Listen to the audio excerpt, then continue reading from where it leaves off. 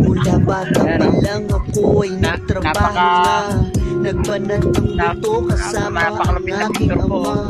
Hindi biro pinagdaanan naming dalawa. Sa mura kong edad natuto na rin akong magbala. Ito aming trabaho, lumikha ng kwadrado.